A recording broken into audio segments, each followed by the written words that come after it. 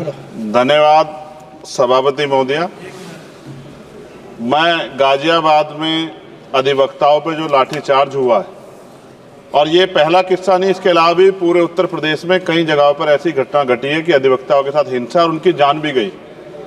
ये कष्टपूर्ण है। अधिवक्ता अपना पूरा जीवन लगाता है न्याय दिलाने के लिए, गरीब अमीर सबकी आवाज़ उठाता है।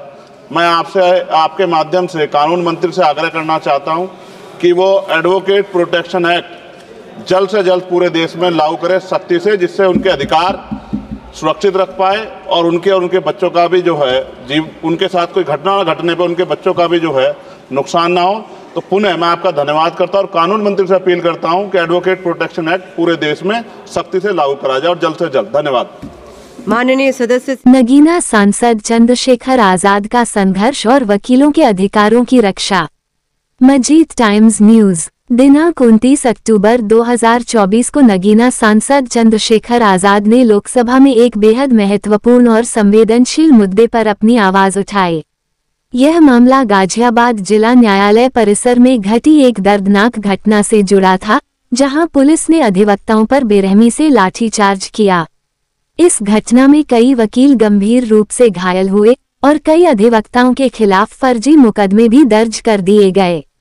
चंद्रशेखर आजाद ने लोकसभा में इस घटना पर अपनी कड़ी आपत्ति जताई और इसके खिलाफ कड़ा विरोध किया।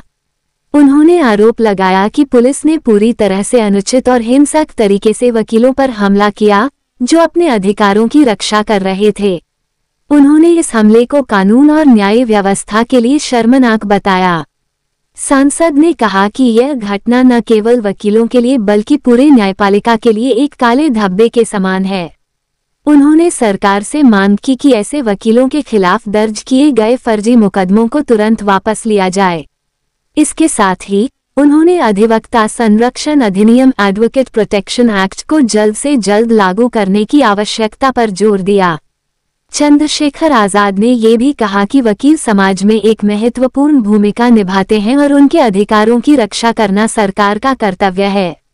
अगर ऐसे घटनाओं को रोकने के लिए ठोस कदम नहीं उठाए गए तो इससे न्याय व्यवस्था की निष्पक्षता पर सवाल उठने लगेंगे।